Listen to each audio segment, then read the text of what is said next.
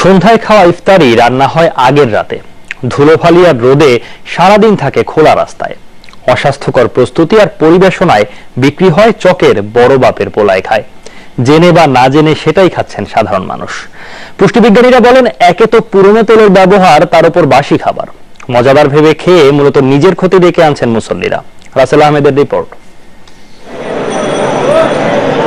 সকাল 11টা তখনও বাজেনি। চকে বিকেলের ইফতার বাজারের প্রস্তুতি শুরু হয়ে গেছে।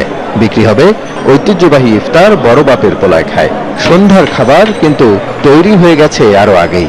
পুরনো তেল দিয়ে করা হচ্ছে চকচকে। দিনের বাকি সময়টা ধুলোবালি রোদ সবই গড়াবে এর উপর।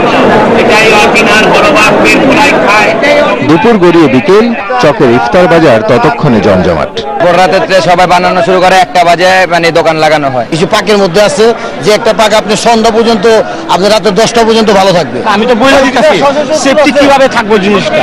প্রচলিত আছে 12 থেকে 32 ধরনের খাবার ব্যবহৃত হয় এই বিশেষ ইফতারিতে। বিক্রির আগ মুহূর্তে সেসব মেশানোর ধরনই বলে দেয় কতটা স্বাস্থ্যসম্মত বড় বাপের পোলায় খায়। শত মানুষের চোখের সামনে যখন এই অবস্থা, তখন আড়ালের প্রস্তুতি অনুমানই যথেষ্ট।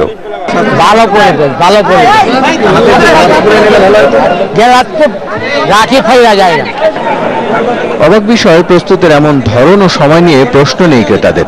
নামি খাবার বলে জেনে না জেনে কিনছে সবাই।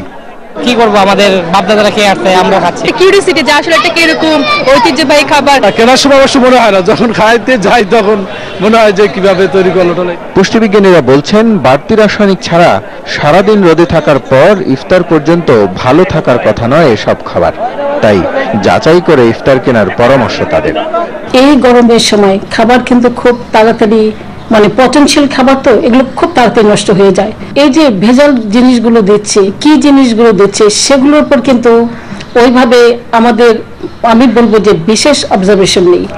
বলা হয়ে থাকে প্রায় 75 বছরের পুরনো বড় বাপের পোলায় খায়। কিন্তু দিনে দিনে অসতর্ক আর অসাধু ব্যবসায়ীদের হাতে ক্রমেই ঐতিহ্য হারাতে বসেছে খাবারটি। রাসেল আহমেদ, যমুনা নিউজ, ঢাকা।